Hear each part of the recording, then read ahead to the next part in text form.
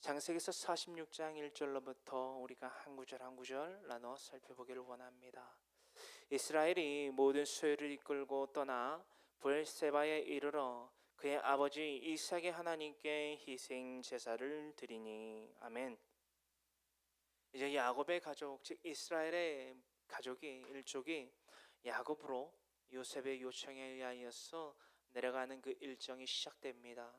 여러분, 우리는 때로 이런 어려운 난간에 봉착하게 됩니다. 하나님의 사람으로서 살아감에 있어 날마다 우리는 성장이라는 것을 합니다. 말씀이 창세기로부터 요한계시록에 이르러서까지 구약이 39권이요 신약이 27권, 또한 역사순으로 기록되어 있는 이 성경, 이것들을 우리가 지금 강해 설교를 통해서 나눠보는데요, 우리 필요한 교회 공동체 성도님들께서는 잘 익히 알고 계시리라 믿습니다. 창세기서 1장, 2장, 10장, 20장, 30장, 40장, 드디어 오늘날 46장에 강해 설교를 나눠보게 되는데요, 여러분들 그 가운데 있어 무엇을 알게 되십니까? 이제까지 내가 아무리 읽었어도 아무리 묵상했어도 깨닫지 못하던 것들이 역사와 문화와 언어와 인물을 통하여서, 즉 이 강의 설교를 통하여서 점차 깨달음을 얻게 됩니다. 이처럼 우리의 믿음은 하나님 앞에서 하나님을 통하여 성장하게 됩니다. 요한복음 1장 1절에 이르기를 태초에 말씀이 계시니라. 이 말씀이 하나님과 함께 계셨으니 이 말씀은 곧 하나님이시라. 여러분, 우리의 생각과 우리의 말과 우리의 행함, 또한 우리의 감정, 그것들로는 하나님 앞에 성장할 수 없습니다. 우리는 이것을 바로 깨닫게 되었다라는 것입니다. 여러분, 오늘날에 이 기독교라는 공동체가 왜 사람들에게 욕을 먹고 그들이 던지는 돌에 맞고 슬퍼하고 있는지 아십니까? 그것은 우리 주 예수 그리스도의 복음으로 말미암아 짓게 되는 슬픔이 아니라는 것입니다. 여러분, 우리의 할 말을 하는 것이 아닙니다. 우리가 증거자로의 삶을 살아갈 때에 하나님은 우리와 동행하십니다. 설교자들 뿐만이 아닌 우리 모든 그리스도인들이 하나님의 그 사랑의 확증, 예수 그리스도의 그 팩과 그 보혈로 세움받은 우리 교회들이 교회에 대한 정체성을 바로 알고 깨닫고 행함으로 말미암아 살아갈 때에 세상은 우리에게 돌을 던집니다. 세상은 우리에게 손가락질합니다. 하지만 우리에게 던졌던 그 돌이요, 우리에게 행하여 줬던 그 손가락질이요, 훗날 예수 그리스도의 그 복음의 그 능력으로 말미암아 변함받게 됩니다. 그들의 손은 하나님께 높이 들려 올려집니다. 주여 나를 받으소서, 내 삶을 주께 드리겠나이다.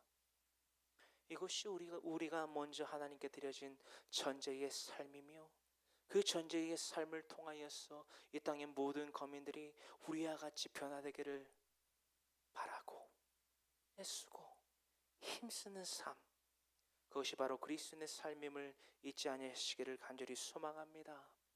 그러한 성장의 가운데에서, 하나님의 이끄심 가운데에서 우리에게 동기가 부여된다라는 거예요. 또한 그 동기가 부여됨과 동시에 우리에게 다가오는 그 두려움을 어떻게 극복해 나아가는지, 어떻게 또한 우리가 이 창세기서 46장의 말씀을 통하여서 그 위기를, 그 두려움을 극복할 수 있는지, 극복해야만 하는지를 배우게 되는 오늘날이 되기를 간절히 소망합니다. 야곱이 그러하였어요. 유다와 그의 아들들의 보고와 알림을 통해서 요셉이 애고로부터 자신의 아버지가 되는 자신이 아버지지요, 그렇죠? 야곱인 그 요셉의 아버지가 그의 청함을 받고 이제 애굽으로 나아가는 첫 발을 내딛게 된다라는 것입니다. 결단이라는 거예요. 믿음은 결단입니다. 믿음의 완성은 도전이라는 거예요. 결단이라는 거예요. 우리는 그것을 오늘 배우게 됩니다. 할렐루야. 그 두려움 가운데에 야곱은 바로 애굽으로 내려가지 않았어요. 바로 어디에 이르렀다? 브엘셰바에 이르렀다. 브엘셰바는 그 히브리어의 뜻으로 무엇을 의미하고 있습니까? 언약의 우물이라는 거예요. 서약의 우물이라는 거예요. 그 가운데에 브엘셰바에 이르른 그 야곱과 그 일족, 그 가운데에 그들의 헤더가 되는 리더가 되는 아버지인 야곱은 어떠한 제사를 드렸냐라는 겁니다. 희생 제사를 드렸다라는 거예요. 자신의 아버지인 이삭이 드린 그 희생 제사를 드렸다라는 겁니다. 희생 제사는 무엇을 의미합니까? 이제는 나의 뜻이 아닌, 나의 힘이 아닌, 나의 능이 아닌, 나의 말이 아닌 하나님의 뜻에 모든 것을 위탁하고 맡깁니다. 나는 하나님의 사람입니다. 내가 그것을 잊지 아니합니다 라고 고백하는 것이 바로 이 브엘셰바에서 드려진 이삭의 제사요, 또한 그의 아들인 야곱의 제사라는 것입니다. 할렐루야. 그 제사를 지금 브엘셰바에 이르른 야곱은, 또한 그의 일족들은 하나님 앞에 드리게 되었다라는 것입니다. 그를 통해서 무엇을 우리는 알 수 있습니까? 창세기서 15장 13절의 말씀을 우리가 다 같이 함께 찾아서 합독해 보기를 간절히 소망하는데요. 창세기서 15장 13절의 말씀을 우리가 다 같이 찾아서 합독해 보기를 원합니다. 창세기서 15장 13절의 말씀입니다. 여호와께서 아브라함에게 이르시되 너는 반드시 알라. 네 자손이 이방에서 개게 되어 그들을 섬기겠고 그들은 400년 동안 네 자손을 괴롭히리니. 아멘. 아브라함에게 이르신 하나님의 말씀이라는 것입니다. 이것은 어찌 보면 우리에게 축복된 말씀이 아닐 수 있다라는 거예요. 야곱이 브엘셰바에 이르러서 희생의 제사를 드립니다. 그 두려움의 역사에 투입되는 순간 야곱은 깨닫게 됩니다. 내가 가진 육체의 눈으로 보았을 때 그것이 잘된 일이건 결코 잘되지 아니 됨으로 보이는 일이건 이것은 모두 하나님의 섭니다. 하나님의 뜻하십니다. 하나님의 역사다. 내가 그 역사에 대하여 동참하는 자가 된다. 이것에 대해서 감사할 수 있다는 거예요. 할렐루야. 사랑하는 성도 여러분, 우리는 기쁨, 감사, 만족, 여유를 누릴 수 있는 하나님의 사람들입니다. 어떠한 한난과 공고와 핍박 가운데 있어도, 그 어떤 환경적인 어려움 가운데 있어도 날마다 웃을 수 있다는 거예요. 제가 요즘에 웃는 연습을 많이 하고 있는데 날마다 기쁘고 감사하고 만족과 여유를 누릴 수 있는 사람이라는 것입니다. 할렐루야. 이것이 어찌 기쁘지 아니할 수 있습니까? 이것이 어찌 감사하지 아니할 수 있습니까? 이것이 어찌 만족과 여유를 누릴 수 있는 삶이 아닐 수 있습니까? 여러분, 우리는 너무나 기뻐요. 감사해요. 만족과 여유를 누릴 수 있는 사람들입니다. 왜요? 우리에겐 믿음의 증거를 삼는 이 땅에서의 이방인과 나그네의 삶을 살아가는 우리에게는 예배된 한 성, 그 예배된 한 성읍, 그 천성이 준비되어져 있다는 것입니다. 아무나 들어갈 수 없어요. 내가 주여 한다고, 내가 주님을 믿습니다라고 해서는 들어갈 수 없다는 거예요. 아브라함뿐만이 아니라 이제는 야곱, 내 가정에 이르러서까지 말로만이 아닌 행함을 통하여 하나님께 나타난 그 증거를 오늘날 우리는 나누게 된다는 것입니다. 이것이 믿음이라는 거예요. 이것이 행함이라는 거예요. 이것이 하나님께 영광을 돌리는 삶이라는 거예요. 이것이 주님과 함께 동행하는 자의 삶이라는 거예요. 할렐루야. 이제는 내가 없고 오직 예수님만, 내 안에 살아계신 오직 예수님만, 찬양하며 살리라. 예배하며 살리라. 내 안에 계시는 오직 예수님만. 이 삶의 믿음의 고백이요, 이 찬양의 고백이요, 이 곡조 있는 기도의 고백이요, 우리의 1년 365일의 고백이 되며 삶의 실천이 되기를 간절히 소망합니다. 간절히 소망합니다. 2절입니다. 46장 2절로 돌아옵니다. 그 밤에 하나님이 이상 중에 이스라엘에게 나타나 이르시되 야곱아 야곱아 하시는지라. 야곱이 이르되 내가 여기 있나이다 하매 하나님이 이르시되 나는 하나님이라. 내 아버지의 하나님이니 애굽으로 내려가기를 두려워하지 말라.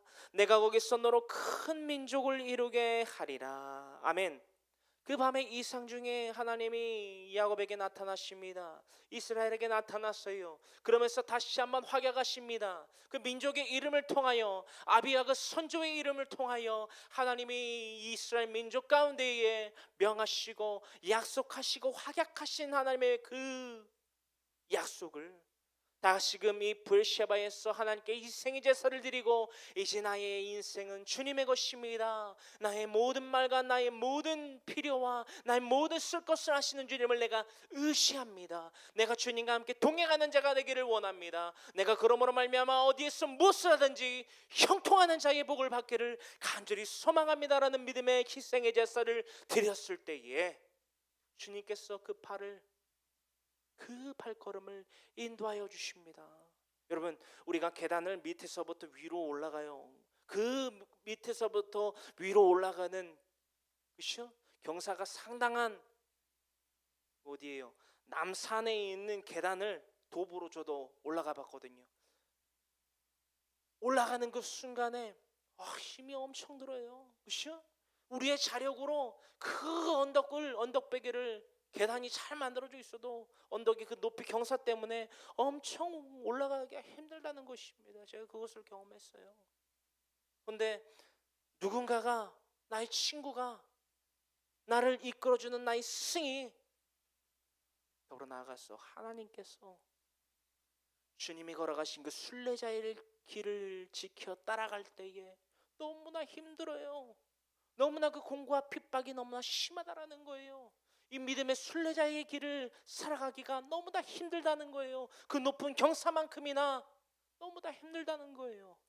그런데 우리가 그 두려움을 극복하기 위하여 그 믿음의 결단함 가운데에 그 브엘셰바에서 드려진 희생의 제사와 같이 우리가 첫 발을 내디딜 때에 주님께서 이 밤의 이 삶 가운데에 그 야곱에게 찾아와 말씀하시듯 이삭의 하나님, 너희 조상 아브라함의 하나님이다. 내가 했던 약속을 지키겠노라고 말씀하시는 것, 즉 우리가 그 경사가 높은 그 계단으로 올라갈 때에 주님께서 우리의 뒤를 밀어주십니다. 혹은 우리의 앞서가신 예수님께서 우리의 손목을 잡아주십니다. 나를 따르라. 훗날 주님께서 우리에게 말씀하십니다. 수고하고 힘진 자들아 다 내게로 오라. 내가 너희를 쉬게 하리라. 주님의 말씀을 믿으세요. 주님의 언약을 믿으세요. 한번 말씀하신 것은 분명히 지키시는 하나님입니다. 여러분, 하나님이 우리에게 너무나 추상적일 때가 있습니다. 왜입니까? 무엇이 우리를 그렇게 교란시킵니까? 여러분, 우리의 엄지손가락을 펼쳐서 보세요. 엄지손가락 가운데에 지문이 있습니다. 그 지문이요, 지금 신고된 전 세계의 인원이 약 75억을 넘겼다라고 합니다. 신고 안 돼 있는 인구까지 한다면 뭐 80억, 90억 될 거예요.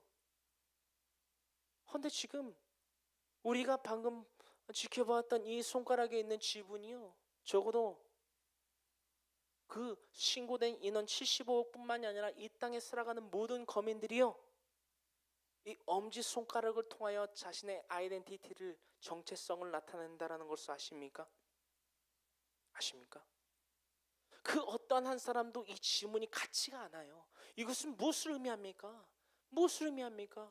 하나님의 영원하신 능력, 하나님의 영원하신 능력과 그 신성을 우리가 알 수 있는 너무나도 간단하고 명확한 수단이라는 거예요. 여러분, 우리가 복음을 전하기가 또한 어려울 때가 있습니다. 제가 신학교 때 겪었던 일화인데요. 저는 성경에 대해서 잘 알지 못했습니다. 지금도 계속해서 공부하고 있고요. 그렇기 때문에 이 전도대회라는 걸 나가는데, 복음 전파하는 그 순간 가운데에 말씀에 대한 깊이가 그때 당시 없었기 때문에 무엇을 통해서 복음을 전파한 줄 아십니까? 하나님의 영원하신 능력과 신성. 제가 방금 이전에 바로 말씀드렸죠. 하나님의 영원하신 능력과 신성을 가장 잘 알 수 있고 가장 쉽게 명확하게 알 수 있는 수단이 뭐다? 엄지손가락. 실제로 복음을 전파할 때 이 엄지손가락을 통해서 복음을 전파했습니다. 여러분, 우리는 하나님의 사람입니다. 어떠한 수단과 방법, 지극히 이 말씀을 통한 하나님의 영원하신 능력과 신성을 통해 하나님의 그 사랑의 확증을 전파하는 복음의 증거자들이 되기를 간절히 소망합니다. 증거자들이 되기를 간절히 소망합니다. 할렐루야. 그렇게 밤에 그 이상 중에 야곱에게 나타나신 하나님은 이 약속을 다시 한번 이 야곱에게 확약시키십니다. 하나님이 이르시되 나는 하나님이라, 내 아버지의 하나님이니 애굽으로 내려가기를 두려워하지 말라. 내가 거기서 너로 큰 민족을 이루게 하리라. 두려워하지 말라는 거예요. 두려워하지 말라는 거예요. 코로나 19로 이 온 전 세계가 들썩거리고 있습니다. 위기예요. 수많은 이들이 확진자로 또한 사망자로 목숨을 잃거나 목숨을 잃을 위기에 처해져 있다는 거예요. 여러분들, 이 위기를 위기로 인지하여야만 합니다. 이 그리스도인들에게 위기란 무엇입니까? 그리스도인들에게 목적이 무엇입니까? 우리 그리스도인들에게 무엇이 목적이 되어야 됩니까? 빌립보서 2장 5절로부터 11절의 말씀입니다. 예수님이 어떻게 공생의 삶을 살아가셨고 그 보이신가, 그 나타내신가, 그 행하심으로 말미암아 예수 그리스도의 그 공생의 목적이 무엇인지를 우리는 분명히 알 수 있게 됩니다. 일주일에 한 번, 일요일날 썬데이, 일요일날 모여서 2시간 내지는 3시간 드려지는 이 찬양과 기도와 설교의 그 나눔과 그 들음, 또한 식사, 교제, 티타임이 예배가 아니라는 거예요. 여러분, 그것이 예배의 전제로 드려져서는 안 된다라는 것입니다. 여러분, 우리는 교회들입니다. 황모세라는 교회, 제 안에 김지선이라는 교회, 서해심이라는 교회, 크게 정해진 교회들이라는 거예요.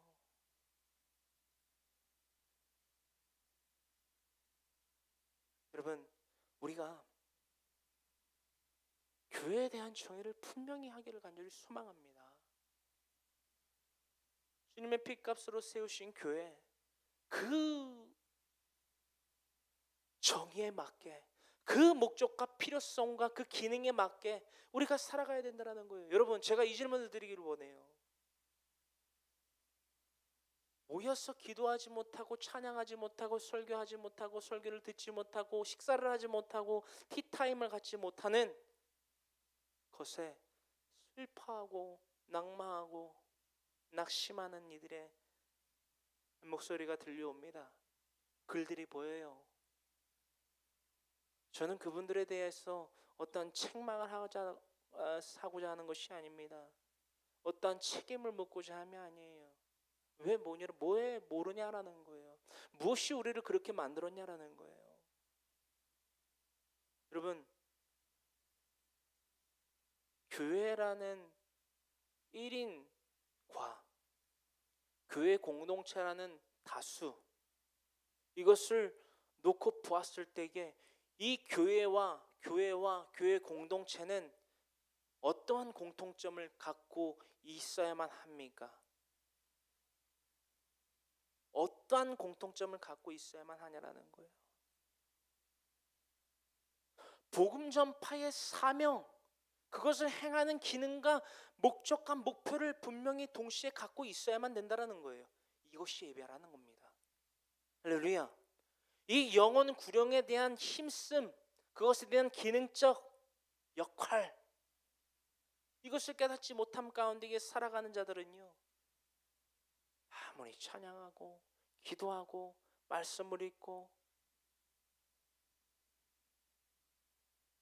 아무리 열심으로 교회라는 건물 가운데에 교회 공동체에 나와서 그 무엇을 할지라도 하나님을 기쁘시게 하지 못합니다. 하나님께 영광을 돌리는 삶을 살아갈 수 없다는 것입니다. 성장해야 돼요. 성장해야 돼요. 여러분, 예배 모임이, 즉 교회 공동체의 활동이 코로나19의 간염 전파 원인이 된 것이 사실된 것을 모른다면 모르지만, 예배 모임뿐만이 아니라 심지어는 관공서에 있는 모임에서까지 그 관공서에서 어떤 간염체계의 원인이 발견되었다. 그 관공서 임시 폐쇄합니다. 여러분들 아시잖아요. 여러분, 관공서는요, 그런 스토리들을 통해서, 그런 전개를 통해서 임시 폐쇄를 하면요, 기능의 역할이 잠정적으로 스탑됩니다. 잘 들으세요, 여러분. 심지어는 나라에서 운영을 하는 관공서도 임시 폐쇄를 하면요, 아무리 안간힘을 써도 오프라인 상에서 진행될 수 있는 그 역할적 기능들을 상실하게 됩니다. 맞죠? 맞죠? 근데 교회는 아니라는 거예요. 교회는 달라요. 교회는 달라요. 우리는 움직이는 교회라는 거예요. 우리가 살아가는 모든 순간이 예배라는 거예요. 이것을 우리가 잊지 아니하길 간절히 소망합니다. 그럼 뭐냐? 교회 공동체는 무엇을 위하여 존재하느냐? 한 뜻을 위하여 합력하여 하나님의 의를 이루기 위해 살아가는 데에 유익하다라는 거예요. 이롭다는 거예요. 혼자보단, 언론보단 다수가, 어덜스가 더 이롭다라는 거예요. 무엇을 하기에? 복음을 전파하기에. 여러분, 인터넷 예배를 통하여서 설교 못합니까? 기도 못해요? 찬양 못해요? 다 할 수 있어요. 우리 대한민국 인터넷 강국입니다. 얼마나 감사해요. 그것을 누리고 그것을 사용할 줄 아는 저와 여러분 모두가 되기를 간절히 소망합니다. 그런다고 모르는 게 아니에요. 저도 성도님들 얼굴 너무 보고 싶어요. 이 시간 인터넷을 통해서 함께 예배드리는 이 순간, 여러분들은 저를 보고 계시지만 저는 여러분들을 못 보잖아요. 너무 보고 싶어요. 여러분들 한 사람 한 사람 얼굴 떠올리면서, 그렇죠? 서예심, 조미선, 김지선, 또한 우리 민준 형제, 타 교회 공동체의 일원이지만 수요일마다 와갖고 함께 찬양하고 예배드리고 복음 전파하는 그 형제 얼마나 보고 싶은지 몰라요.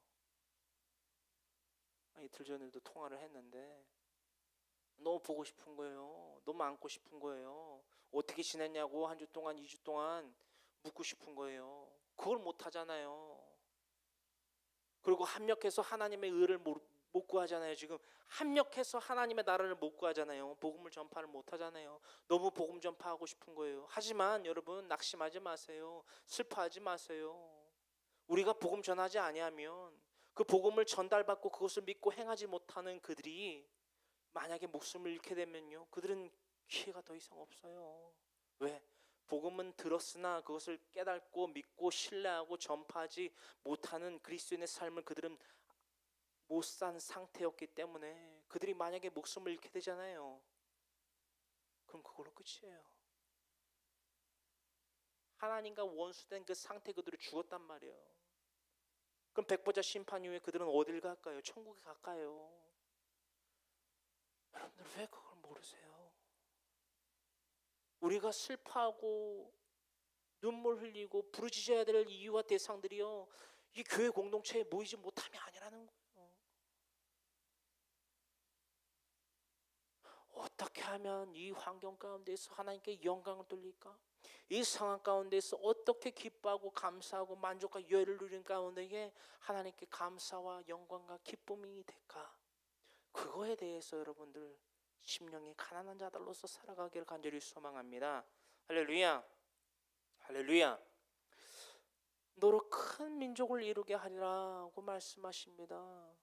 창세기서 28장 10절로부터 13절의 말씀에 대한 다시금 확약시키시는 하나님의 그 섭리와 그 사랑과 그 자비하심과 그 눈높이 교육을 통하여 하나님의 일하심을 우리는 지금 창세기서 46장의 말씀을 통해서 나누고 있다는 것입니다. 4절입니다. 내가 너와 함께 예굽으로 내려가겠고 반드시 너를 인도하여 다시 올라올 것이며 요셉의 그의 손으로 네 눈을 감기리라 하셨더라. 이제부터 믿음의 발걸음이 시작됩니다. 그의 발걸음을, 그 육체의 삶의 발걸음을 마치는 그 야곱의 마지막 때까지 하나님은 이렇게 말씀하세요. 내 아들 요셉이 너의 눈을 감기리라. 육체의 삶을 마감할 때에 어떻게 너의 삶에 대하여 평가받을지에 대하여서 자신의 11번째 아들 요셉을 통해서 이루실 하나님의 그 동행하심의 마침표에 대해서까지 하나님 말씀하시는 거예요. 여러분, 우리는 이러한 인생의 마감을 획득해야 됩니다. 이런 하나님의 그 뜻으로 말미암아 이 땅 가운데 누릴 수 있는 최고의 복, 최고의 명예를 누릴 수 있는 기회가 우리에게 있다라는 거예요. 할렐루야. 주님과 동행하는 발걸음을 내딛는 자들 되기를 원합니다. 첫걸음이 참 어려워요. 첫걸음 마치 첫 단추를 잘 끼워 넣어야 마지막에 있는 그 끝에 있는 단추 구멍과 단추에, 그렇죠? 그 뭐라 그러죠? 단추가 무슨 말씀인지 아시겠죠? 제가 좀 어휘가 많이 좀 부족해요. 단추가 단추 구멍에 탁 결합이 돼서 안성맞춤으로 탁 떼지듯이 우리의 삶이 그래야 되라는 것입니다. 첫 단추를 깨기가 참 힘들어요. 그렇죠? 왜? 익숙치 않기 때문에. 믿음이 그러하다라는 것입니다. 주님과의 한 걸음을, 주님과의 동행할 수 있는 그 한 걸음을 내딛기가 참 힘들어요. 허나 그 첫걸음만 내딜 때요, 내가 두렵사오나, 내가 두려움 가운데 있사오나 내가 주님을 신뢰합니다.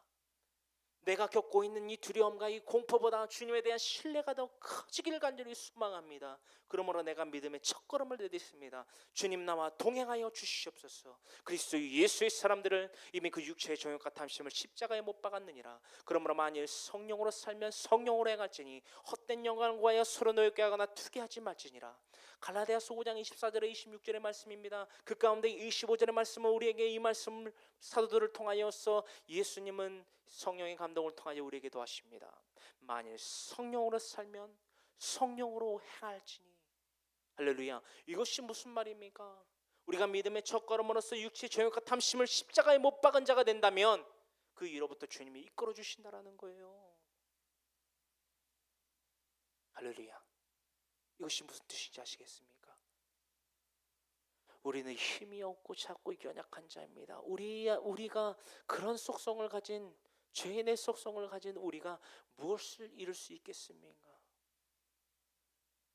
고린도전서 12장 1절로부터 3절의 말씀입니다. 성령으로 주님을 내 구주로 영접할 수 없다라는 거예요. 인지할 수 없다라는 거예요. 믿음으로 고백할 수 없다라는 거예요. 주님과 동행할 수 없다라는 것입니다. 할렐루야. 사랑하는 성도 여러분, 우리가 주님과 성령으로 동행하는 자들의 삶을 살아가기를 간절히 소망하십니까? 우리가 토해놓은 그 이물질 가운데에 다시금 돌아가지 아니하는 자들 되기를 간절히 소망하십니까? 우리가 성령으로 살며 살아가는 자들 되기를 간절히 소망하십니까? 우리가 이 코로나19라는 위기 가운데에서 주님이 기뻐하시고 주님이 사랑하실 만한 주님께 영광을 돌리는 자들 되기를 간절히 소망하십니까? 이것이 믿음을 증거하는 자들의 삶이라는 거예요. 이브리서 11장 13절로부터 말씀입니다. 그들은 다 믿음을 따라 죽었다. 받은 약속이 없어요. 이것이 무슨 말입니까?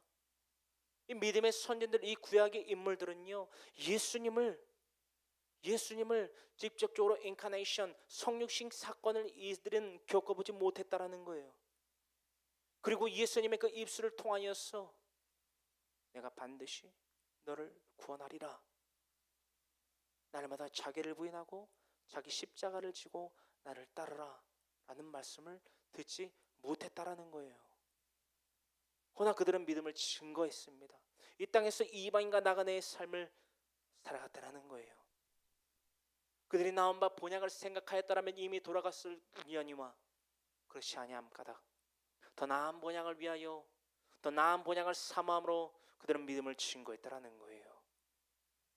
그러므로 하나님이 그들의 하나님이라 부르심을, 그 일컬음을 부끄러워 여기지 아니하시고 그들을 위하여 예배된 한 성, 그 천성을 예배하셨다라는 것입니다. 우리 아버지 되신 파출에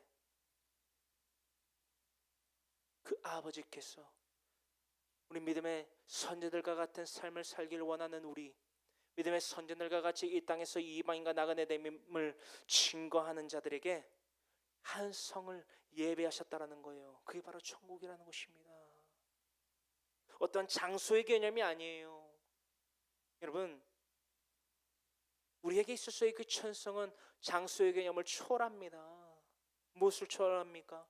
그 초월함은 무엇을 이루 말하는 것입니까?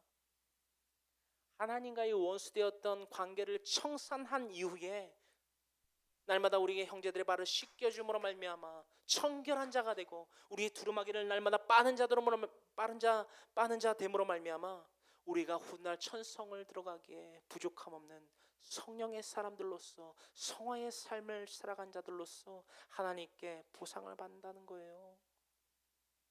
상 주시는 이심을 바라보며 상 주시는 그 주님이심을 우리가 믿고 확증하며 살아가는 하나님의 사람들 되기를 간절히 소망합니다.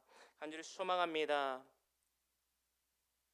내가 너와 함께 예굽으로 내려가겠고 반드시 너를 인도하여 다시 올라갈 것이며 요셉이 그의 손으로 네 눈을 감기리라 하셨더라. 내가 너와 함께 동행하여 내려가고 내가 또 너를 이끌어 너를 다시금 돌아오게 하리라. 그 가운데에 너희 눈은 슬피 이를 갈며 감기는 눈이 아닌 내가 사랑하는 너희 아들 요셉을 통하여 감기게 될 것이다. 시편 23편 4절의 말씀입니다.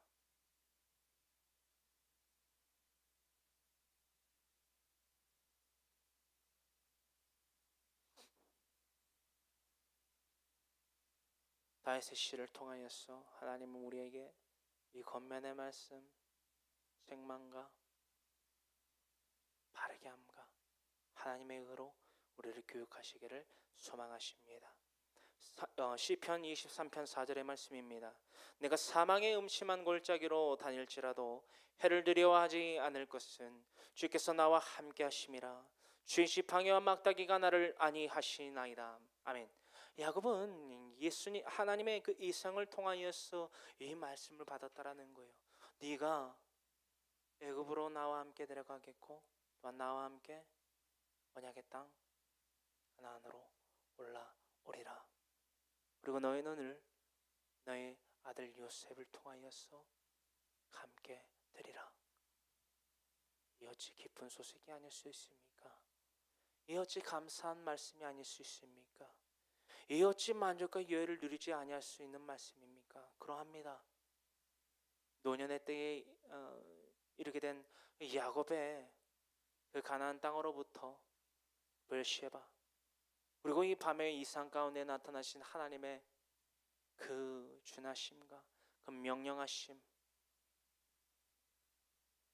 그 모든 과정을 통하여서 자신의 목숨을 건 긴 일정을 감히 발돋움할 수 있게 됐다라는 것입니다. 여러분, 이 창세기서 46장의 이때의 환경을 우리가 한 번쯤은 생각해 보기를 소망합니다. 요셉이 보낸 마차요, 얼마나 승차감이 좋았을까요? 오늘날 우리가 21세기에 타고 다니는 이 자동차쯤으로 혹은 KTX쯤으로, 그렇죠? 비행기쯤으로 생각하시면 아주 큰 오산이십니다. 쿠션의 개념이 어디 있습니까?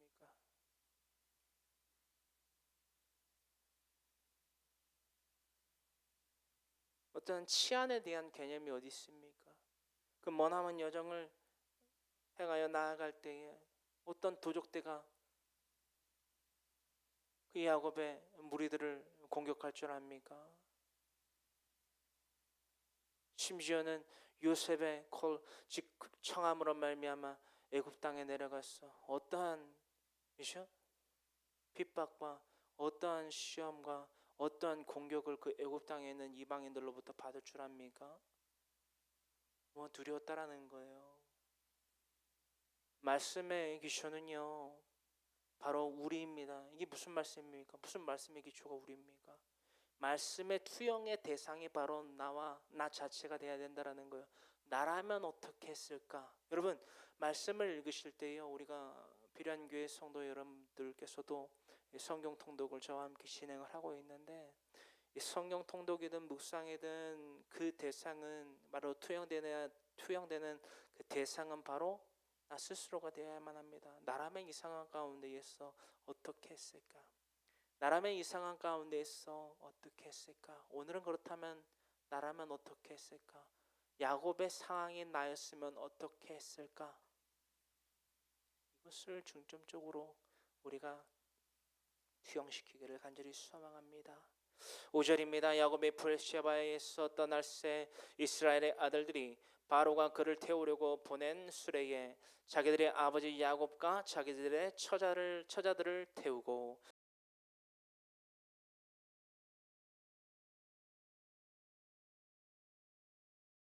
지금요 왕과 바로가 보낸 그 수레를 통하여서 지금 뭘 하는 것입니까? 이사를 가는 거예요. 지금 대규모의 이사가 지금 진행되고 있는 것을 저와 여러분은 말씀을 통해서 나눠보고 있습니다. 여러분 이사는 무엇입니까? 우리들의 삶 가운데 있어도 분명히 비교해서 살펴볼 수 있는 부분이라 생각합니다. 여러분 이사를 왜 가지요? 이사를 왜 갑니까? 환경의 필요와 그렇죠? 환경의 필요와 목적과 환경의 이끌림을 통하여서 갈 수밖에 없는 것이 바로 이사입니다. 혹은 나의 취향, 니즈, 그죠? 나의 취향에 의거하여서 이사를 가는 것도 포함해서요. 그 가운데에서 야곱과 그의 일족들이 애굽으로 이사를 진행할 수밖에 없는 이유는 무엇입니까? 아까도 말씀드렸지만 환경적으로 참으로 무리한 그죠? 무리한 기나긴 여정을 왜 하게 된 것입니까? 모든 일족과 가나안에서 얻은 모든 재산의 소유를 다 가지고 애굽으로 향하는 이유가 무엇입니까? 목적이 무엇입니까? 그것에 대해서 우리가 더욱더 크게 묵상하며 이 말씀을 나눠보기를 간절히 소망합니다. 그 길을 반드시 하나님께서 이끄실 것이라. 그 밤의 이상 가운데에 나타난 하나님의 뜻으로 말미암아 그의 야곱의 그 노년에 이른 그 야곱과 그의 일족의 발걸음은 조금 더 재촉함을 받게 됩니다. 이 재촉함은요 뒤에서 누가 등을 떠밀어서 가기 싫은데 가는 게 아니에요. 뭐예요? 갈 수밖에 없다. 내가 싫든 좋든 그 자신의 자의적 의사를 떠나서 갈 수밖에 없다라는 거예요. 이것이 하나님이 이끄시는 길입니다. 할렐루야. 만약에 이것에 대해서 야곱과 그의 일족들이 순응하지 아니하고 그 두려움 가운데 사로잡혀 있었다면 어떻게 됐을까요? 그것 또한 우리가 한편으로 두고 생각해 보아야 되는 묵상의 주제임을 우리가 잊지 아니하시길 간절히 소망합니다. 이와 같이 야곱이 7절입니다. 이와 같이 야곱이 그 아들들과 손자들과 딸들과 손녀들 곧 그의 모든 자손을 데리고 애굽으로 갔더라. 아멘. 이제부터 펼쳐지는 그 말씀의 기록들은요 야곱의 자손들, 그렇죠? 야곱의 아들들의 처자들과 그 자녀들에 대한 기록입니다. 요셉이 17세에 애굽으로 팔려갑니다. 소년 요셉이 말입니다. 그로부터 어떠한 가정들이 펼쳐졌는지 상세하게 기록되어 있지 않지만 분명히 제가 강해 설교를 통해서 말씀 전해드린 바와 같이 이 요셉의 즉 야곱의 아들들이 요셉을 제외한 요셉의 형제들 또한 이 가나안 땅에서 길려졌다라는 것입니다. 민족의 번영을 이뤘다는 거예요. 그 민족의 번영을 가나안 땅 가운데에서 길리어진 그들이 이제는 거룩함으로 옷을 한복하게 되는 과정에 대해서 우리는 지금 동시에 나누고 있다라는 거예요. 8절로부터의 말씀입니다. 애굽으로 내려간 이스라엘 가족의 이름은 이러하니라. 야곱과 그의 아들들 곧 야곱의 맏아들 르벤과로부터 시작해서 9절로부터 쭉 해서 27절의 말씀을 보시기를 원합니다. 9절로부터 27절에 이르기까지 이것은 야곱의 아들들의 즉 야곱의 일족들의 구성이라는 거예요. 누가 누구를 낳고 누구의 아들들 누구의 딸들은 이자와 이자 드리는 것을 기록하고 있다라는 것입니다. 특히나 27절의 말씀을 우리가 살펴보기를 원해요. 애굽에서 요셉에 낳은 아들은 2명이니 야곱의 집사람으로 애굽에 이른 자가 모두 70명이었더라. 아멘. 애굽에서 요셉이 낳은 아들 2명, 즉 야곱의 집사람으로 애굽에 이른 자가 모두 70명이었더라 라는 것을 기록하고 있다라는 것입니다. 할렐루야. 28절입니다. 야곱이 유다를 요셉에게 미리 보내어 자기를 고센으로 인도하게 하고 다 고센 땅에 이르니 요셉이 그의 수레를 갖추고 고센으로 올라가서 그의 아버지 이스라엘을 맞으며 그에게 보이고 그의 목을 어긋맞춰 안고 얼마 동안 울매. 아멘. 여러분 28절로부터 29절의 말씀을 요약한 말씀드립니다. 야곱이 자신의 아들 유다를 먼저 그 애굽으로 보냅니다. 이것은 무엇을 알림입니까? 요셉의 입장에서 봤을 때 나의 아버지 야곱이 당도하셨구나. 그의 아버지 야곱을 요셉은 마중하러 나아갑니다. 채비를 합니다. 그리고 나아가 드디어 아버지를 만나보게 됩니다. 17세에 채색 옷을 자신의 아버지 야곱에게로부터 입혀진 바 되어 망대의 역할로 자신의 형들을 감시하러 갔던 그때를 마지막으로 아버지를 보지 못했어요. 그죠? 이제서야 아버지를 마주대하게 됩니다. 얼마나 보고 싶었을까요? 얼마나 보고 싶었을까요? 하지만 볼 수 없었어요. 왜죠? 자신의 생각과 말과 행함으로 살아가는 아버지 야곱과는 맞대면 할 수 없었다라는 거예요. 우리는 이것을 놓치지 말아야만 합니다. 그리스도인들에게는 사랑해야 될 우선순위가 분명히 정해져 있어요. 특히나 예수 그리스도를 알지 못함 가운데에서 하나님께 대한 경외, 두려움과 떨림을 가지고 살아가던 하나님께 영광을 돌리는 삶을 살아가던 요셉은 더욱 그러하다라는 것입니다. 허나 이것을 분명히 알았다는 거예요. 하나님께 영광을 돌리는 삶이 나에게는 가장 중요하다. 그러한 중심을 가지고 살아가는 그 요셉을 통하여서 그 애굽 땅에서의 예비된 하나님의 구원은 실행되어져 왔다라는 것입니다. 이것이 무슨 말입니까? 하나님과의 영원한 화목을 누리기 위하여 하나님은 철저하게 요셉을 하나님의 도구로 사용하셨다라는 거예요.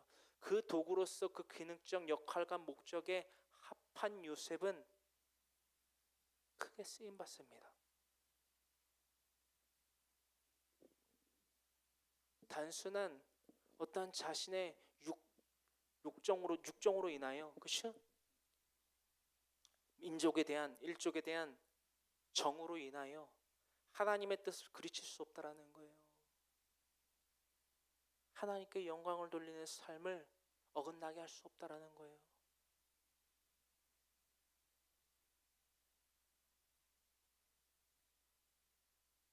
야곱의 집 사람으로 애굽에 이른 자가 모두 70명이었더라. 그 70명 가운데 의해서 유다의 알림을 통하여 자신의 아버지 야곱이 당도하였다는 것을 보고 마중 나간 것입니다. 그리고 어깨를 그의 목을 어긋맞춰 안고 얼마 동안 울매.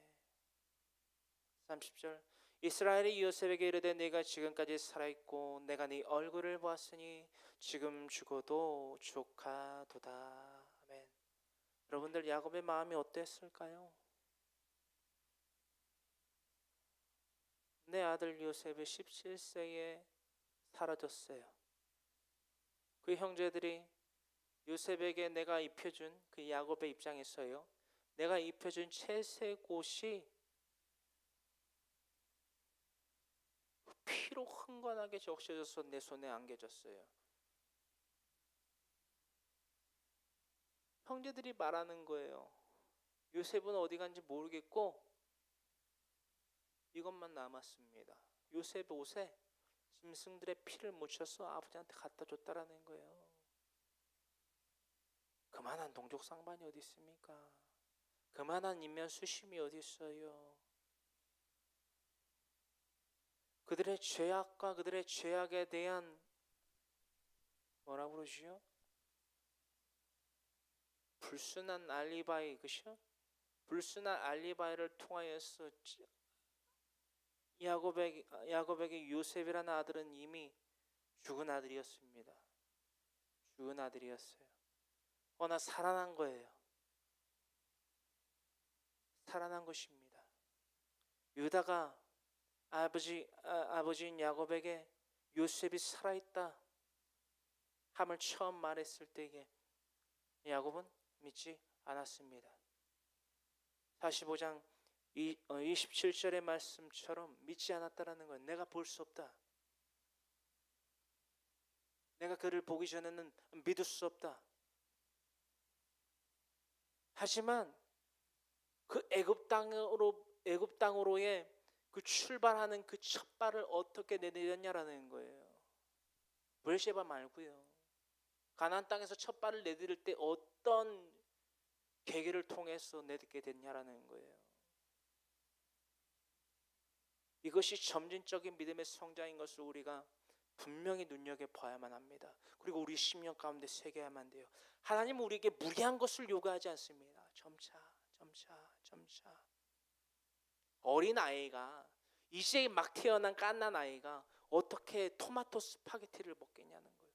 어떻게 제가 좋아하는 닭볶음탕을 먹겠냐는 거예요. 저 매콤한 거 좋아하잖아요, 그죠? 청양고추 많이 넣은 거. 태어나자마자 아기가 모의 태에서부터 태어나자마자 어떻게 매콤한 닭볶음탕을 먹겠냐는 거예요. 그리고 그것을 아이의 입에 구겨 넣는 부모가 어디 있겠냐라는 거예요. 정상적인 게 아니잖아요. 하나님은 정상적이지 비정상적인 분이 아니라는 거예요, 여러분.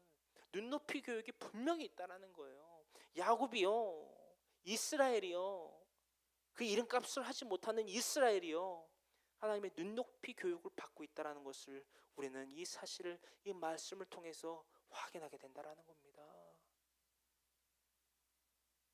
처음에는 베냐민을 보내지 않으면 우리 일족이 죽게 됩니다. 환경을 통해서요, 하나님은 탁월하게 이끌어냈어요. 유다가 어떤 인물입니까? 그 유다가 어떻게 하나님한테 쓰임받습니까? 통로로서, 수로로서 쓰임받았다라는 거예요. 나의 가족이 하나님과의 화목을 이룰 수 있는 그 수단의 도구로 쓰임받은 유다를 우리는 나눴지 않습니까? 야곱에게 요셉의 살아있는 것을 믿게 될 수밖에 없는 그 환경에 무엇이 있었습니까? 수레가 있었다는 거예요. 바로가 보낸 수레. 이것은 요셉으로 말미암아 바로로부터 보내준 수레입니다. 그래도 믿을 수가 없었던 거예요. 그래서 브에시바에서 희생의 제사를 드리면서 하나님, 내가 알지 못합니다. 내가 믿을 수 없습니다. 나의 발걸음이 어디로 향하여 줘야 됩니까? 이제는 나의 발걸음을 인도하여 주소서. 내가 죄의 땅 애굽 땅에 나아가야 됩니다. 이것을 어떻게 합니까? 이것을 어떻게 합니까? 여러분, 이 말씀을 통해서 우리는 알 수 있어요. 야곱의 심리를 말이에요. 철저한 죄의 땅이에요. 애굽 땅이에요. 야곱이 그것을 알고 있었다는 거예요. 그래서 고센에 멈췄어요. 그리고서 유다를 보내서 내가 이 고센 땅에 있으니 이 사실을 살아있다라고 하는 요셉에게 전해라. 나는 들어갈 수가 없다. 야곱의 심리를 이러하다라는 거예요. 영적으로 피파함을, 그렇죠? 그 이름값을 못하는 이스라엘이었지만 적어도 죄와는 타협하지 않아야 된다는 것은 익히 알고 있는 야곱과 그의 일족들이었다라는 것을 다시금 우리는 눈여겨볼 수 있다라는 거예요. 헌데 그 죄의 땅인 애굽에 뭐가 있었죠? 7년 흉년과 그 애굽을 기준으로 하는 그 지방에 있는 그 지역에 있는 가나안 땅을 포함한 그 땅에 7년 흉년이 들었을 때에 죄의 땅이라고 하는 그 애굽 땅에, 그렇죠?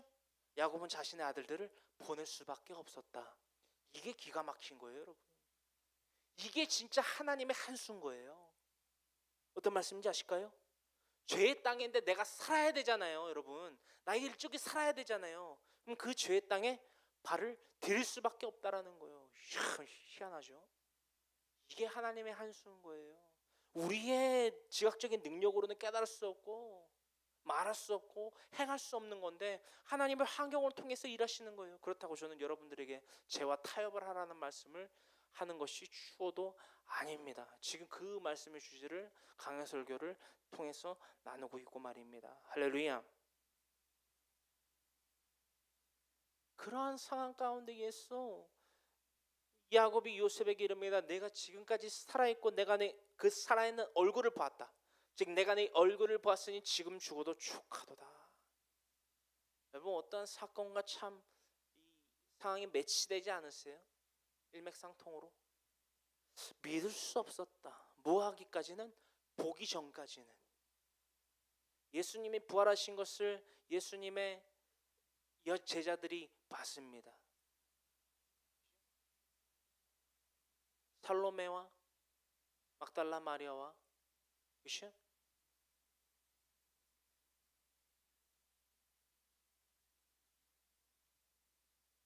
그의 예수님의 형제 야고보의 어머니.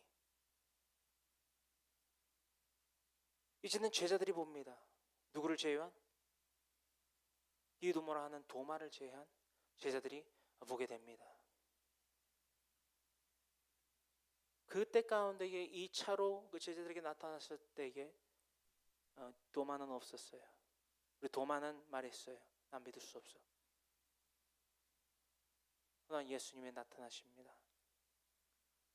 나를 믿지 못하는, 예수님의 부활하심을 믿지 못하는 도마에게 직접 나타나 이것을 보이시고 이르시고 확증하게 합니다. 바로 믿음을 말입니다. 할렐루야. 지금 이 야곱은요, 이 모든 것이 하나님의 섭리이고 하나님의 뜻하신 바이고 하나님의 역사였구나. 내가 그 역사와 그 섭리와 하나님의 뜻 가운데에 내가 동참하지 못하는 영적인 피폐함에 처하여 있었구나. 내가 10년이 가난한 자가 되지 못했구나. 11번째 아들을 통해서 그것을 깨달았다는 것입니다.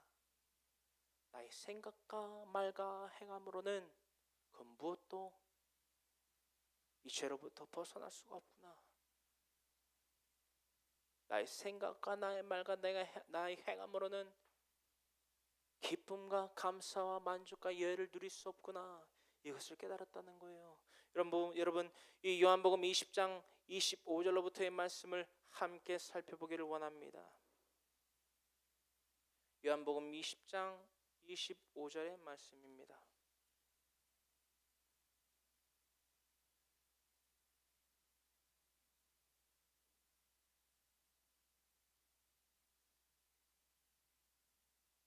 24절로부터 12제자 중에 하나로서 디두모라 불리는 도마는 예수께서 오셨을 때에 함께 있지 아니한지라. 다른 제자들이 그에게 이르되 우리가 주를 보았노라 하니 도마가 이르되 내가 그의 손에 못자국을 보며 내 손가락을 그 못자국에 넣으며 내 손을 그 옆구리에 넣어보지 않고는 믿지 아니하겠노라 하니라. 즉 이 말이 무슨 말입니까? 나를 위하여 우리를 위하여 대속의 은혜를 베푸신 그 사랑을 확증시키신 예수님의 그 손에 못자국과 발에 못자국과 옆에 난 옆구리에 난 그 창자국을 보지 못한 이상 나는 믿지 못한다. 그가 다시 살아나심으로 말미암아 우리를 위하여 대속의 은혜 그 희생의 세크리파이스 희생을 베푸심을 내가 믿지 못하겠다. 여러분 도마가 이 나머지 그 제자들과 나눈 이 대화의 핵심이 무엇인지 아십니까? 나는 주님의 눈높이 교육이 필요하다라는 거예요. 나는 주님의 믿음의 분량이 작기에 눈높이 교육이 필요하다라는 거예요. 예수님이 얼마나 인자하신 분이신 줄 아십니까? 예수님이 얼마나 자비로우신 분인 줄 아십니까? 네가 나를 그림자와 같이 따라다녀 놓고도 나를 믿지 못했구나. 너의 중심은 죄로 얼룩져 있고 욕심과 탐욕으로 육체의 정욕과 안목의 정욕과 이생의 자랑으로 차 있는 것밖에 없었구나 라고 해도 할 말 없어요. 그렇죠? 근데 예수님은 안 그러셨어요. 질책하지 아니하셨어요. 경책하지 아니하셨어요. 타이르셨어요. 무엇으로써? 보이는 믿음의 증거로서, 사랑의 확증의 증거로서. 이게 무슨 말이죠? 예수님이라는 존재가 이 땅 가운데 내려오셨어요. 그렇죠? 그 예수님이라는 존재가 메시아래요. 우리가 기다리던 메시아래요.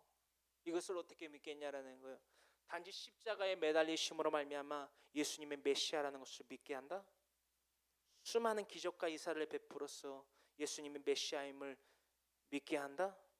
이스라엘 민족들이 그 대부분이 많은 이들이 유대인이 예수님의 그 기적과 이사와 하나님의 나라에 그에 대한 표적을 베푸시고 이행하심으로 말미암아 많은 유대인들이 믿었지만요. 요즘에 제가 요한복음서를 묵상하고 있는데 12장의 말씀이 그러하거든요. 유대인들이 예수님께 회심했다라는 거예요. 예수님을 믿었다라는 거예요. 그래서 대제사장이 예수님을 죽이려고 힘썼고 특히나 죽었던 그 나사로가 다시 부활함을 통해서 많은 유대인들이 돌아갔단 말이죠. 예수님께. 바로 그 사건 때문에 대제사장이 나사로까지 죽이려고 데스 리스트에다가 올렸다는 거예요. 예수님뿐만이 아니라 지저스뿐만이 아니라 나사로까지 올렸다는 거예요. 뭐래 살생부에.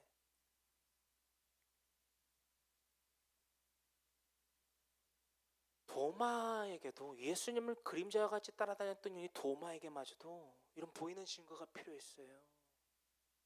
그것을 제시했단 말이죠. 예수님이 그걸 아셨을까요? 모르셨을까요? 아셨단 말이죠. 그래서 직접 찾아오셨어요. 맨투맨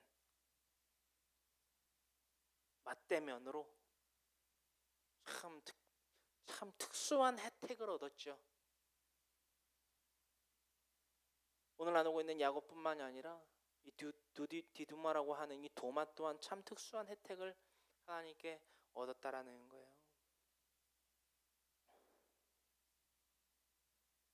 믿지 아니하겠노라. 25절에 26절 여드레를 지나서 제자들이 다시 집 안에 있을 때에 도마도 함께 있고 문들이 닫혔는데 예수께서 오사 가운데 서서 이르시되 너에게 평강이 있을지어다. 도마에게 이르시되 내 손가락을 이리 내밀어 내 손을 보고 내 손을 내밀어 내 옆구리에 넣어보라. 그리하여 믿음 없는 자가 되지 말고 믿는 자가 되라. 여러분 예수님은요 우리에게 믿음을 가지라 하십니다. 그리고 그 믿음을 정말 추상적으로 날 믿어? 라고 말씀하지 않으세요.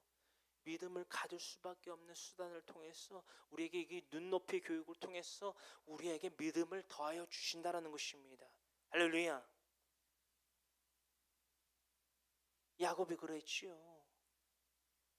요셉을 통해서 바로가 보내온 그 수레를 보고, 또한 오늘날 나누게 되는 이 자신의 11번째 아들 요셉과의 만남을 통해서 보게 하시는 거예요. 이것이 나의 뜻이다. 이것이 나의 섭니다. 이것이 너와 함께 동행하는 나의 능력이다. 여호와 이래. 여호와 하나님, 여호와. 우리가 이 능력의 하나님을 믿기를 간절히 소망합니다. 그 이름은 믿지만 그 능력을 믿지 아니하고 거부하는, 부인하는 자들이 되지 말아야만 된다라는 것입니다. 할렐루야. 할렐루야. 그리고 예수님께서 이 말씀을 하시기에 도마는 대답합니다. 도마가 28절에 도마가 대답하여 이르되 나의 주님이시요 나의 하나님이시니이다. 이 눈높이 교육이 예수님의 그 나타나심을 통하여서 단 여제자들뿐만이 아니라 그죠? 남제자들도 겪어보지 못한 그 정말 특수한 혜택을요, 도마만 다 그죠? 누려요. 여러분 걱정하지 마세요. 두려워하지 마세요. 여러분 우리가 때로 이렇게 기도할 때가 있어요. 알 수가 없습니다. 알 수가 없어요. 앞이 보이지 않아요. 하나님 저 어떻게 해요? 부르짖으세요. 그러면 답이 나와요. 여러분 브레시아바에서 드려진 그 희생의 제사라는 게 무엇입니까? 나는 모르겠어요. 나는 힘이 없어요. 나는 능력이 없어요. 하나님 알려주세요. 내가 갈 길을 정하여 주세요. 나와 함께 동행하여 주세요. 이제는 내가 깨달았습니다. 나의 힘과 능과 지혜로는, 식으로는 하나님의 뜻을 알 수 없습니다. 내가 어디로 가야 될지 갈피를 잡지 못합니다. 나는 능력이 없습니다. 그것을 인정할 때에 하나님이 우리와 함께 하십니다. 나의 능력을 파산시키세요. 여러분 내가 가진 능력을 파산시킬 때에 주님이 임재를 하십니다. 나는 능력이 없다라고 우리 입술의 고백과 우리의 무릎이 낙타 무릎과 같이 하나님 앞에 꿇어질 때에 그때서야 하나님이 우리를 찾아오십니다. 인도하십니다. 왜입니까? 왜입니까? 내 안에 나란 내 가슴이라는 내 마음이라는 그 방 안에 나의 생각과 나의 의와 나의 행이 가득 차 있습니다. 그 상황 가운데에 하나님께서 보혜사 성령을 통하여 우리에게 찾아오실까요? 너 능력 있니? 너 할 말이 많니? 너의 행함으로 말미암아 효과를 톡톡히 보는 삶을 살고 있니? 나는 필요 없구나. 여러분 잘 들으세요. 나는 필요 없구나. 네 삶에 있어서 너의 삶의 주관자는 바로 너구나. 우리의 마음이라는 방을요 하나님으로 가득 채울 수 있게 비워두세요. 나라는 존재가 파산되지 아니하면 하나님이 자리하실 곳은 없습니다. 나의 능력 없음을 인정하세요. 고백하세요. 나의 무릎을 꿇음으로 말미암아 하나님 앞에 꿇음으로 말미암아 그것을 증거하세요.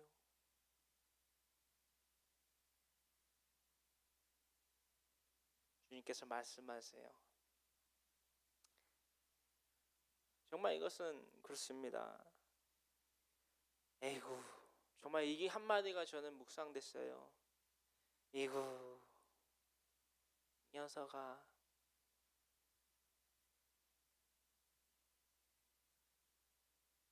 이것이 예수님이 오늘날 우리에게 더하시는 한마디가 아닐런지요. 에이구 녀석아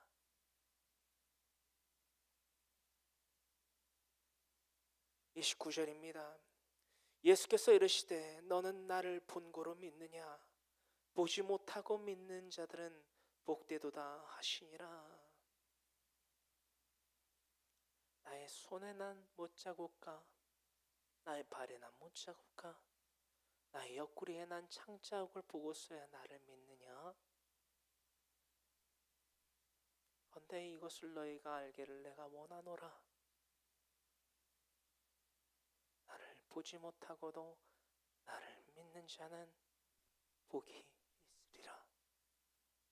우리 예수님 못 봤어요.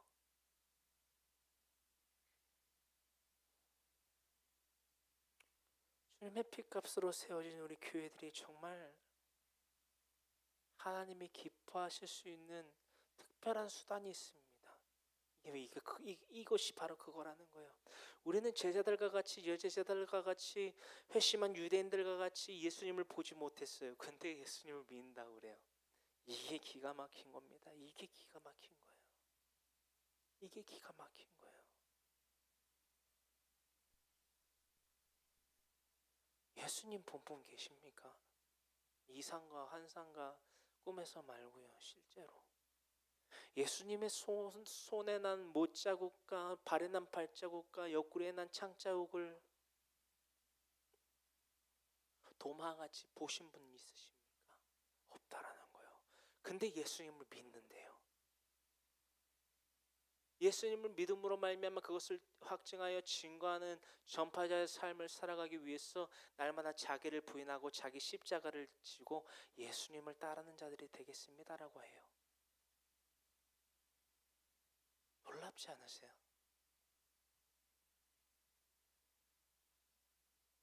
복받을 만한 자의 특별한 수단과 기능과 환경적인 것들이 바로 저와 여러분들에게 있다는 거예요. 보지 못함 가운데에 나를 믿는 자에게는 복이 있다. 할렐루야. 도마에게 보여주셨고 확인시키셨고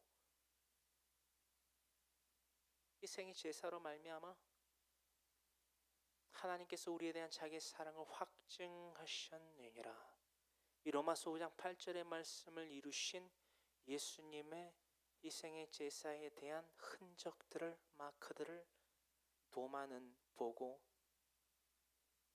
그리스도 나의 주 나의 하나님 이심을 증거한 도마가 있었다면 예수님의 손과 발에 난 못자국과 옆구리에 난 창자국을 보지 못하고 믿고 따르고 자기를 부인하고 자기 십자가를 지는 저와 여러분들은요 복받을 만한 환경을 타고 태어났다라는 거예요. 그게 우리에게 주어진 환경이라는 거예요. 근데 우리는 날마다 슬퍼한다는 거예요. 지금 코로나19로 말미암아 지금 온 전 세계가 공포와 그렇죠?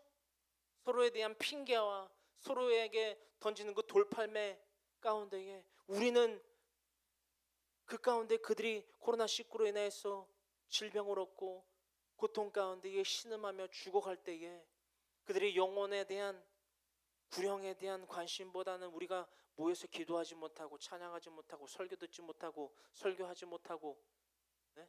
그 다음부터는 여러분들이 상상의 나라를 펼쳐보세요. 이런 것들 때문에 슬퍼하고 있다는 거예요. 낙심하고 있다. 이게 말이 되냐는 거예요, 여러분. 이게 말이 되냐라는 거예요. 그들의 영혼은 어떻게 돼도 상관없고 우리는 병들어 죽건 말건 그것이 뭐 전파의 개체가 되건 말건 우리들의 예배의 모임이 되건 말건 나는 상관없다. 나는 예배를 드려야겠다. 그거 예배 아니에요. 제가 한 말씀 드릴게요. 그 상황 가운데에서 그 중심을 가지고 그 맥락 가운데에 모여서 예배를 드리겠다. 그거 예배 아니라고요. 여러분들을 정죄하기 위해서 말씀드리는 게 아닙니다. 정신 차려야 된다는 거예요. 왜 우리가 이 세상으로부터 왜 우리가 이 시국 가운데에 너희들은 꼭 모여서 예배라는 걸 드려야 되냐? 이 얘기를 왜 듣고 있어야 되냐라는 거예요. 우리가 어떤 말씀인지 아실까요? 움직이는 교회라는 정의를요 분명히 가져야만 된다는 거예요. 얘기가 살짝 옆으로 또 빠졌는데 너는 나를 본고로 믿느냐? 보지 못하고 믿는 자들은 복되도다 하시도다.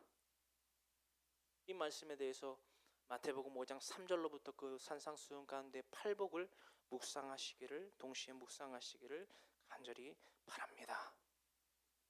31절로 창세기에서 46장 31절 본문 말씀으로 돌아옵니다. 요셉이 그의 형들과 아버지의 가족에게 이르되 내가 올라가서 바로에게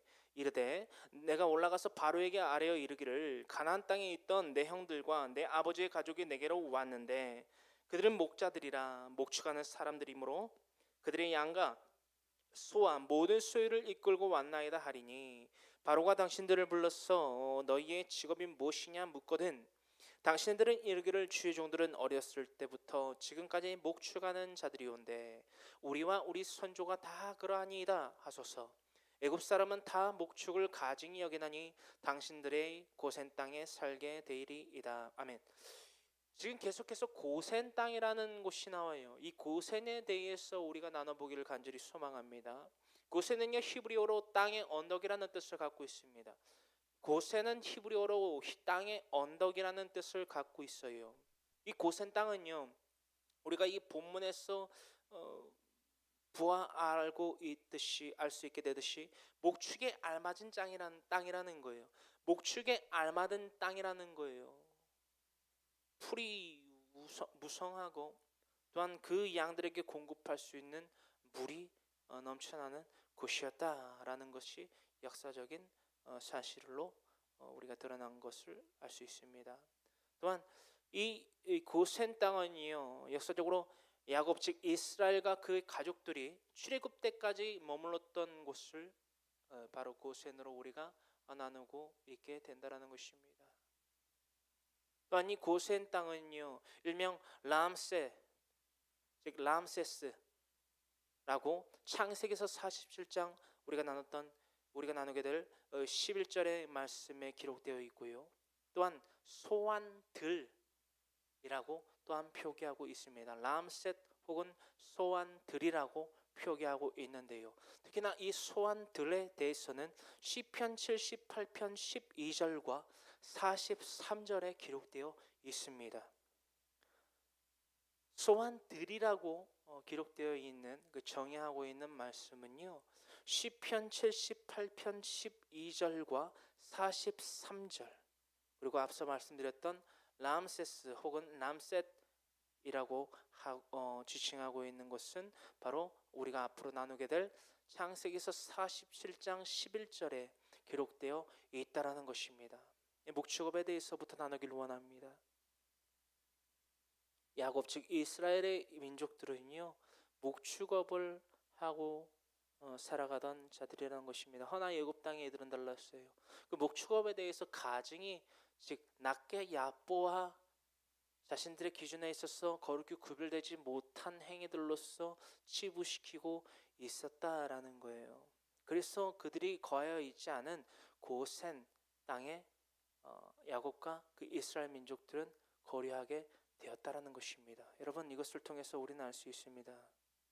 왜 요셉이 야곱과 그의 형제들에게 청하여서 이러한 것들을 자신의 육적인 해당인 바로에게 구한다라고 했을까? 그리고 구함 가운데에서 그 야곱과 그의 형제들에게 이렇게 구하라고 했을까?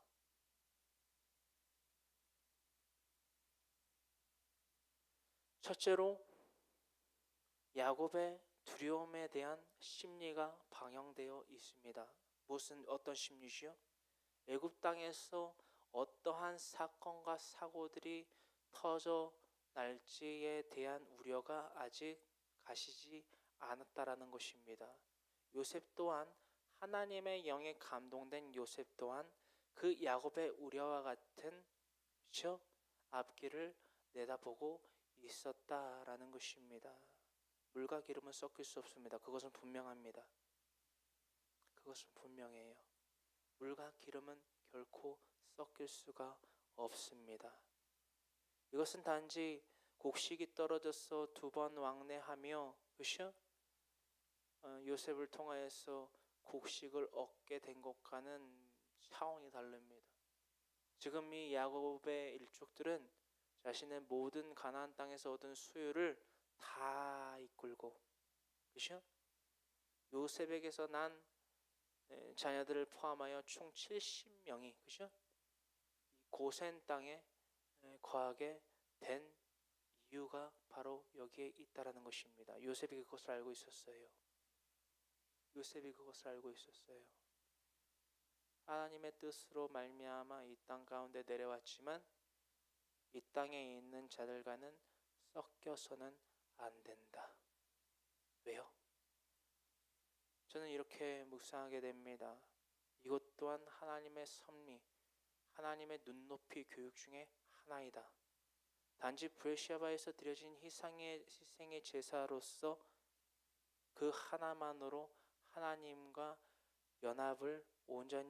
온전한 연합을 이루기에는 아직 역부족하다. 그래서 인큐베이팅을 하시는 거예요. 인큐베이팅을 하게 된다는 것입니다. 신생아실에, 그죠? 신생아실에 있다고 해서, 그죠? 신생아실 안에 있다고, 아기가 신생아가 있다고 해서 그 아기가 아직은 항체가 없는 그 균들로부터 안전할 수 있다는 보장이 없습니다. 그래서 뭐를 하죠? 아직 미숙아들은 인큐베이팅 시스템에, 그죠? 들어가게 됩니다.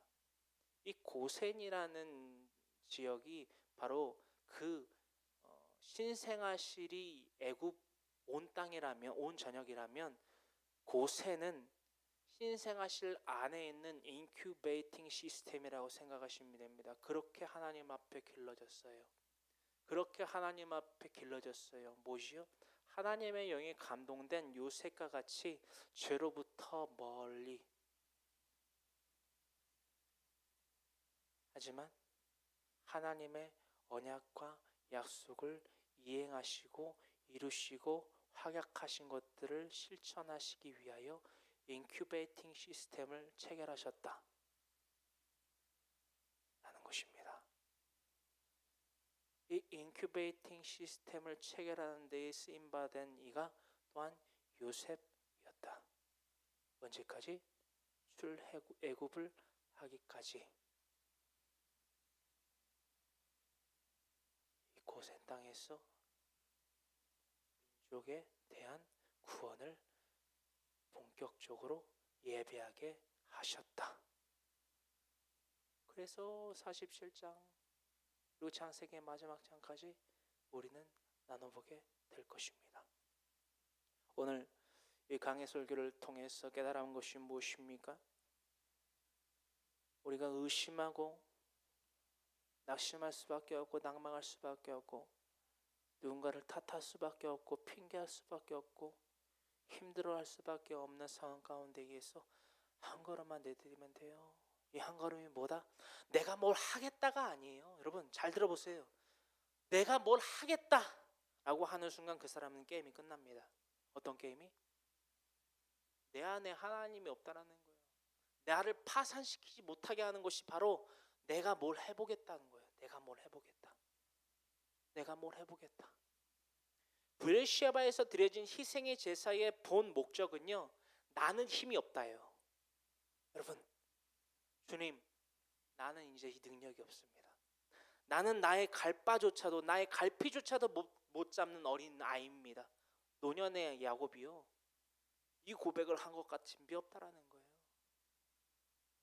나는 알 수 없습니다. 나는 걸어갈 수 없습니다. 나는 행할 수 없습니다. 나는 아무것도 모릅니다. 이것이 우리의 믿음의 신앙의 기초가 되어야 된다는 거예요. 그때서야 비로소 하나님은 찾아오십니다. 밤의 이상 가운데 야곱에게 찾아오신 것처럼 말입니다. 하지만 우리는 그렇지 않잖아요. 내가 하나님한테 달란트를 받았으니까. 요셉이 그렇게 말했나요? 내가 하나님한테 꿈 해몽하는 그 능력을 좀 받았어. 일로 와봐 라고 했나요? 얼마 줄 건데?